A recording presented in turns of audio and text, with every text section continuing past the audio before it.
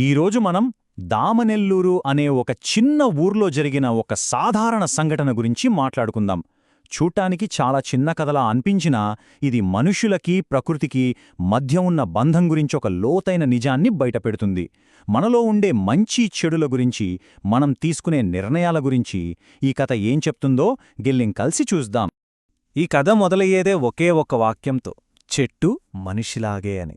వినడానికి చాలా సింపుల్గా ఉంది కదా, కానీ ఈ చిన్న మాటలోనే ఒక పెద్ద ఫిలాసఫీ దాగి ఉంది. ఇది మనల్ని ఆలోచింపజేసే ఒక అద్భుతమైన పోలికనమాట. సరే, ఈ మాట వెనుకున్న అసలు అర్థం ఏంటో తెలుసుకోవాలంటే మనం కథలోకి వెళ్ళాలి. కథలో మనకు ఇద్దరు కనిపిస్తారు. లక్కీ అనే ఓ కుర్రాడు, అతని తాతయ్య చంద్రయ్య. వాళ్ళిద్దరూ మామూలుగానే ఉదయాన్నే నడకకు బయల్దేరారు. అలా ఆ ప్రశాంతమైన ఉదయం పూట నడుచుకుంటూ వెళ్తుంటే వాళ్లకంట ఒక విచిత్రమైన దృశ్యం పడింది. ఒకే జాతికి చెందిన చెట్టు, కాని రెండు పూర్తి భిన్నమైన పరిస్థితుల్లో వాళ్లకు కనిపించింది. ఆ దృశ్యమే ఒక పెద్ద ప్రశ్నకు దారితీసింది. ఒక పక్క చూస్తేనేమో ఒక చెట్టుని దేవుళ్లా కొలుస్తున్నారు. దానికి పూలతో కుంకుమతో అలంకరించి కింద దీపం కూడా పెట్టారు. కాని దానికి కొంచెం దూరంలోనే పోలయ్య అనే వ్యక్తి అదే జాతికి చెందిన ఇంకో చెట్టుని గొడ్డలితో నిర్దాక్షిణ్యంగా నరికేస్తున్నాడు. ఆ చెట్టు పెద్ద శబ్దంతో ఫెళ్లున నేలకూలింది. ఈ రెండు సీన్స్ ఒకదానికొకటి పూర్తి ఆపోజిట్. ఈ తేడా చూసి లక్కీ మనసులో ఒక్కటే గందరగోళం. బయట కంటికి కనిపించిన ఆ తేడా లక్కీ బుర్రలో ఒక పెద్ద తుఫాను రేపింది. అతన్లో ఒక ప్రశ్న మొదలైంది. ఆ చెట్టు కూలిన శబ్దం అది కేవలం బయట వినిపించలేదు. లక్కీ మనసు లోపల గట్టిగా గుచ్చుకుంది. ఎందుకంటే అది వాడు చూసిన ఒక మామూలు సంఘటన కాదు, అది తన నమ్మకాల్ని నిలదీస్తున్నట్టు అనిపించింది. ఇక కన్ఫ్యూజన్ తట్టుకోలేక లక్కీ తన తాతయ్యని అడిగేశాడు. తాతయ్య, మనం చెట్లని దేవుళ్లా చూస్తాం కదా, మరి అదే చెట్టుని పోలయ్య ఎందుకు నరికేస్తున్నాడు? ఒకదాన్నేమో పూజిస్తున్నాం, ఇంకోదాన్నేమో నరికేస్తున్నాం. ఇదేం న్యాయం? చూడండి, ఈ ప్రశ్నే ఈ మొత్తం కథకు ప్రాణం.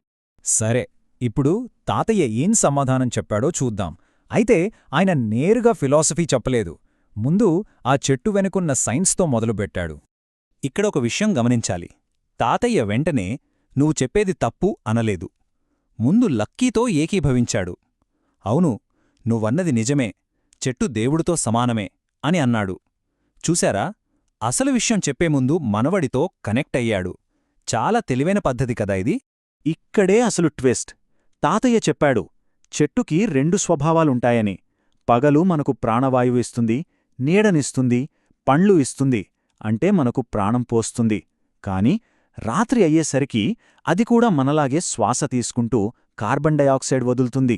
ఇప్పుడు చెప్పండి, చెట్టు మంచిదా చెడ్డదా అని ఒక మాటలో తేల్చేయగలమా? కష్టంగదా. ఈ కొత్త విషయం విన్నాక లక్కీకి కన్ఫ్యూజన్ ఇంకా పెరిగింది. అందుకే ఇంకా సింపుల్గా అడిగాడు, సరే తాతయ్య, అదంతా వదిలేయ్, చెట్టు మంచిదా చెడ్డదా ఒక్క మాటలో చెప్పు. వాడికి క్లియర్గా ఒక ఆన్సర్ కావాలి. ఇక్కడ్నుంచే కథ అసలు మలుపు తీసుకుంటుంది.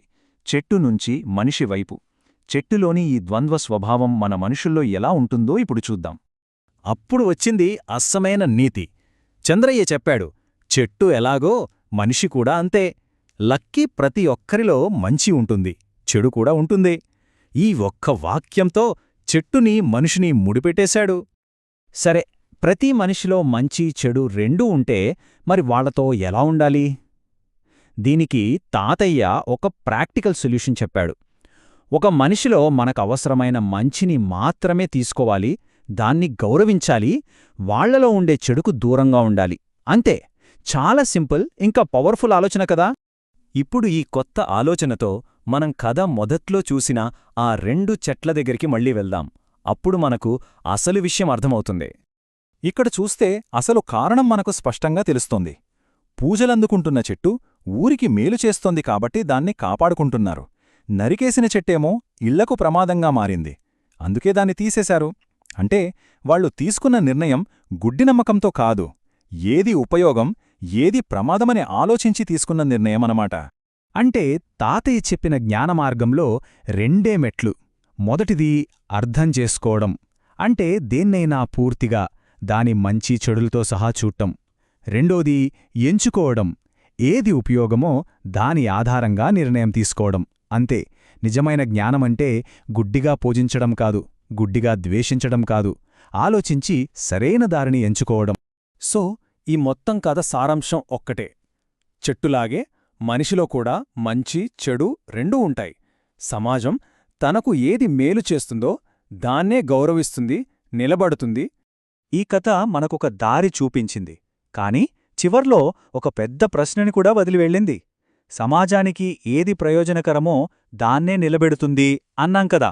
అంతా బానే ఉంది, కాని అసలు ఏది ప్రయోజనకరం, ఏది కాదు అని ఎవరు నిర్ణయిస్తారు, ఎలా నిర్ణయిస్తారు? ఈ ప్రశ్నకు సమాధానం మనందరం ఆలోచించాల్సిందే.